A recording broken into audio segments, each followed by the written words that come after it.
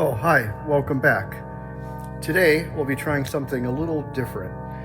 An organ made in Italy, a Crumar T1, and I'll be using a MXR Overdrive as well as a reverb pedal by Electro-Harmonix, and it's going to be a bit different than our usual setup.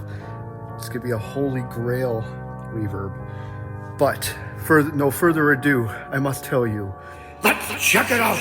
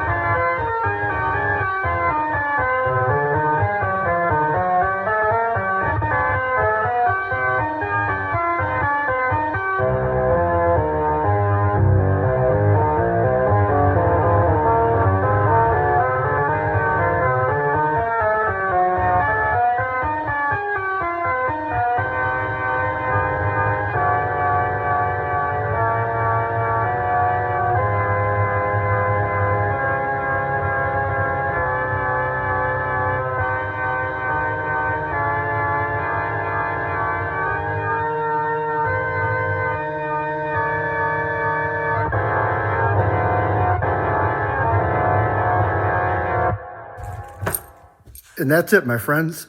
Bye.